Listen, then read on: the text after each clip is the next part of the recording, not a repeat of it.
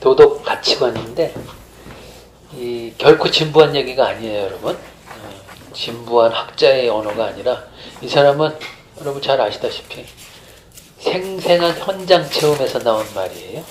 저게 인류의 도덕 역사에서 차지하는 위상이 뭔가, 하나의 목소리인가 아니면 나름대로 인류사적인 중요성을 갖는가. 내 전공이 마치 그래서 1차적으로 위니컷의 도덕관점을 소개하고 2차적으로는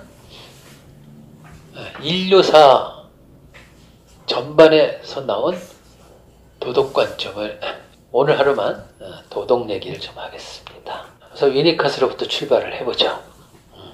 정신분석가들이 도덕 얘기 안 하거든?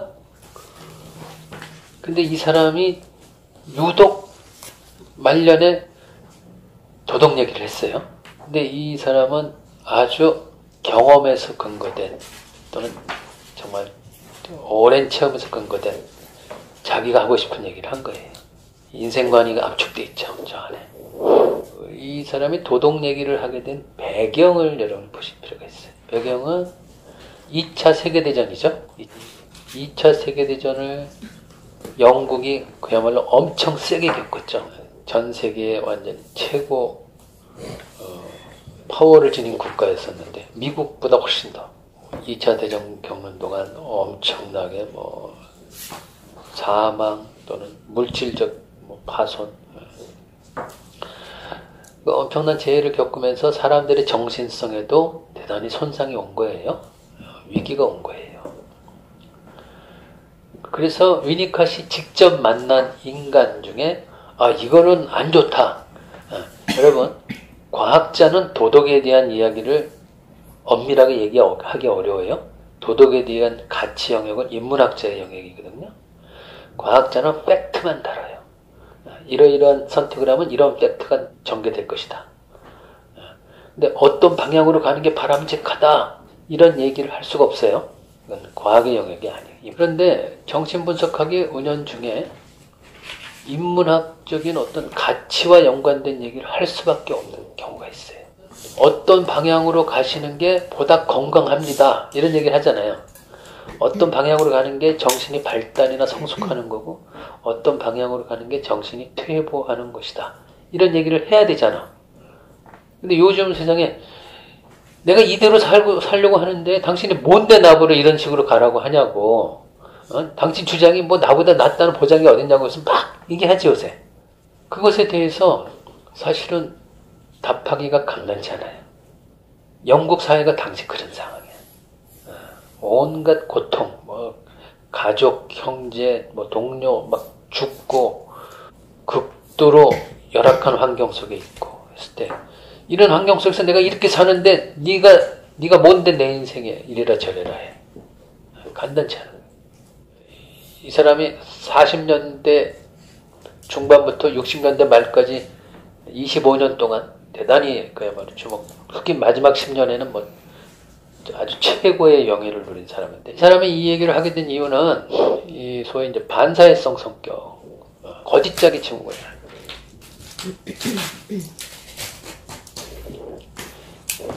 이 사람들을 만난 다음에 나온 얘기예요, 저게. 거짓자기 인격과 반사회성 인격. 반사회성 인격을 주로 거짓말을 너무 아무렇지 않게 하는 사람은 뭐라고 표현할까? 물 먹듯이 한다 그래? 죄책감 이런 거 없어요. 그리고 도덕감 이런 거 없어요. 예전에 좀 보수적인 사람 또는 형이상학적 종교적 가치관을 가진 사람은 저런 사람에 대해서 되게 심한 가치평가를 했거든. 심한 가치평가 한번 해보세요. 어떻게 했을 것 같아? 없애야 되는 존재죠. 사회 사람들의 정신성을 보존하기 위해서 집단으로부터 격리시켜서 없애야 되는 그런 존재죠. 그러니까 여러분이 가지고 있는 부정적인 단어를 한번 뱉어보세요. 우리 수업의 활성화를 위해서 뱉는 거예요. 네? 연병알로. 네? 연병알로? 오케이. 연병알로. 악의 추. 악의 추. 오케이. 온갖 부정적인 거 다. 하여튼 뭐 좀 그냥 좀 적나라하게 인간 쓰레기 없애야 될 존재.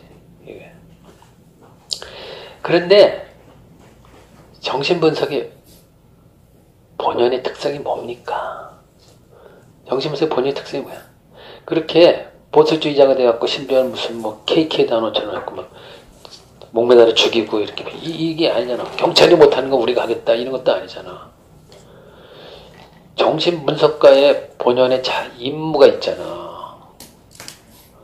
특성이 있고 이게 공감이라고 이해고 이 사람이 왜 이렇게 됐는지를 알거든. 누구나 이 사람 같은 경험을 하게 되면 누구나 저렇게 될 수 있다는 거예요. 그러니까 저 사람들이 초기에 별로 좋지 않은 환경 경험을 해서 저렇게 된 건데 초기에 내 의지로 선택한 것도 아니잖아. 그래서 저렇게 된 사람을 인간 쓰레기라고 이렇게 취급해갖고 평생 그걸 싹을 제거한다? 그러니까 정신분석가의 특성이 안 맞아. 그래서 하여튼 이 사람들의 치료를 하면서 이 사람들이 도덕 평가를 한 게 아니에요. 이 사람들한테 무슨 보수 정치가들이나 보수 뭐 어떤 성난 이렇게 뭐 집단처럼 그렇게 서로 이렇게 파괴적인 그게 한 게 아니라 이 사람들이 왜 이렇게 됐느냐를 세상에 알리고 이 사람들을 좋은 쪽으로 가게끔 만들려면 어떻게 해야 되느냐 이거를 사회에 제시를 한 거예요. 좋은 쪽으로 가게끔 만드는데 가장 중요한 현실적 힘을 발휘하는 그 방향이 뭐냐 이거예요. 그랬을 때 영국 하면은 제일 떠오르는 게 여러분 무엇입니까? 영국이 자부하는 가장 대표적인 게 전통이야. 트래디션. 전통은 대대로 물려받은 아주 좋은 그 관습 이거를 사람들한테 교육을 통해서 이렇게 전수를 한단 말이야. 그런데 위니캇은 거기에 대해서 기존의 영국 방식으로 안 된다 이런 얘기를 하는 거예요. 저런 죄책감 없고 도덕감 없는 반사회성 성격과 그리고 거짓자기들. 거짓자기 했죠? 지난 시간에.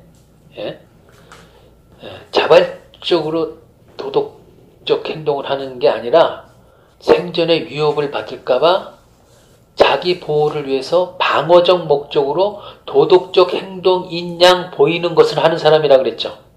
그래서 이 거짓자기 발생 과정을 누구보다 잘 아는 위니캇 그리고 반사회성 성격이 형성되는 그 과정을 누구보다 잘 이해 공감하는 위니캇이 도덕은 교육으로 가르치려 들면은 진정한 도덕성이 오히려 훼손되고 거짓자기가 점점 늘어날 뿐이다. 국민 정신건강에 안 좋다 이 얘기를 한 거야. 이런 사람은 대중강연에 나와도 내가 100% 내가 팬클럽을 만들 수 있겠어. 대단히 새로운 얘기였어 그 당시. 자 무슨 얘기를 하냐면 도덕교육이 쓸모없다는 소리가 아닙니다. 외부로부터 주입되고 각인되고 이렇게 강요된 그 도덕교육은요. 이게 제대로 정신의 순기능을 발휘하려면 그 전에 뭔가가 선행돼야 합니다. 이 얘기를 하는 거야. 뭔가가 선행돼야 된다. 이 뭔가가 선행돼야 된다라고 하는 게 여러분 지금까지 공부한 여러분 위니캇 이론에 담긴 그 얘기들이에요. 먼저 환경에 대한 신뢰롭고 좋은 긍정적인 그런 경험을 해야 된다 이겁니다. 경험이 먼저다 이거예요. 도덕과 무관하게 그게 여러분이 지금까지 배운 촉진적 환경 있잖아요. 촉진적 환경이에요. 환경엄마 있잖아요. 환경엄마. 정서적, 감정적으로 존재 연속성을 느끼게 하고 아이에 대해서 존재 가치감을 이렇게 갖게 하고 엄마의 1차적 모성몰두 경험도 하고 안아주는 경험도 하고 그 다음에 요건 수업 시간에 안 했는데 앞으로 계기가 되면 할까 말까 망설이는데 아이의 온갖 공격성을 버텨주고 이게 중요해요. 공격성을 버텨주는 게 도덕성 발달에 경험이 먼저고 요것이 생략되거나 부실하거나 간과된 채 도덕교육 위주로 전통이 형성되면 거짓짝에만 대량 양상된다는 거야. 심지어 반사회성 성격. 반사회성 성격이 여러분 얼마나 무서운지 아세요? 거짓짝에는 좀 이렇게 생존 불안이 있어가지고 사람들 힘 있는 대상에 대해서 좀 방어적 태도를 취한다 그랬지. 반사회성 인격은 권위를 깨트리고 전통을 깨트리는 그런 행동을 해. 온갖 거짓과 틀림과 모든 걸 다 이용해서. 이게 더 무섭지. 위니캇의 도덕론의 가장 중요한 명제 하나 딱 얘기한다면 이거예요. 무엇이 가장 비도덕적 삶인가에 대한 이 사람의 말이 다른 사람하고 조금 뉘앙스가 달라요. 어떻게 다른가? 이 사람한테 가장 비도덕적인 건 뭘까? 여러분.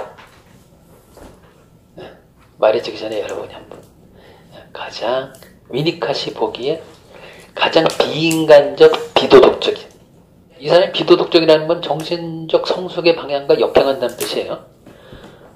어떤 게 가장 비도덕한 또는 부도덕한 삶일까요? 예수맨도 비도덕적입니까? 비도덕적 양태 중에 하나입니다. 그건 이 사람의 그 도덕 문장 한마디만 딱 들으면 금방 이해하실 수 있어요.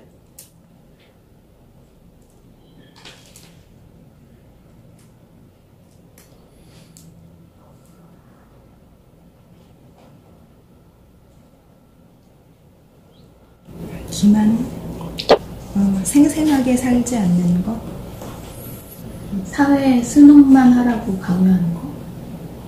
뭐 자기는 실천하지 않고 타인한테 도덕 교육이나 시키고 순응하라고 막 지시나 내리고 그것도 바람직하지 않은 도덕적이지 않은 행동일 수 있긴 하죠. 예. 유니캇의 이 말 딱 한마디 이거 전하려고 지금 배경 얘기한 거거든. 궁금해요. 빨리 얘기해 주세요. 빨리 들으면 빨리 쳐줘요. 유니캇의 도덕 명제 하나. 당신은 왜 당신 자신이 되지 못했느냐.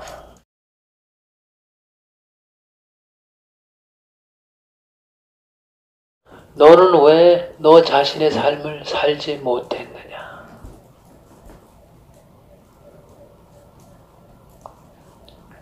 이게 위니캇이 사람들한테 남기고 싶은 꼭 하고 싶은 말이었어요. 대부분의 사람들이 정말 자발적인 도덕적 삶을 사는 게 아니라 생존을 위한 도덕적 삶을 산다고 이제 느낀 거예요. 특히 이제 거짓짝이죠. 그리고 반사회성 성격도 자기 자신이 되려고 몸부림치는 하나의 그 과정의 어떤 실패한 양태를 보여준다. 이렇게 얘기를 해요. 왜 당신은 당신 자신의 삶을 살지 못했냐. 이 말이 무슨 뜻인가? 이 말이 서양의 3000년 철학사에서 어떤 도덕적 관점 위상을 지니는가? 왜 이 말이 그래도 시대적인 뭔가를 갖고 있는가? 옛날에는 나쁜 짓 하는 인간이 부도덕하다 그랬잖아요. 나쁜 짓이라는 거는 국가와 이제 종교가 이렇게 결합된 세계에는 신의 말씀, 신의 계율을 어긴 사람 또는 국가의 도덕 규범을 어지럽히는 사람 그런 행동 이게 나쁜 짓이었거든. 법이든 또는 왕의 명령이든 또는 신의 계율 이런 거 이거를 어기거나 교란시키는 사람 행동 이게 나쁜 짓이었어. 악행이었어. 이 사람은 지금 전혀 그것과 질이 다른 얘기를 하는 거야. 그런 그 사회적 삶을 살아가는데 타인을 배려하고 사회적인 안정과 보전을 고려하는 도덕성은 앞에 것이 먼저 선행된 다음에야 비로소 효력을 발휘한다 이거예요. 그 앞에 것이 바로 아까 얘기했던 먼저 자기 자신의 삶을 살 수 있는 살 수 있게끔 만들어주는 좋은 경험을 하고 그 경험에 의해서 자기 자신을 살아갈 수 있는 어떤 인격을 형성하는 거예요. 풀셀프, 진정한 나. 이게 발현이 먼저 돼야 된다는 거죠. 이게 발현에 실패했는데 거기다 대고 계속해서 사회적인 도덕을 강요하면 계속해서 그 사람은 자기 인생을 살지 못하게 된다는 거예요.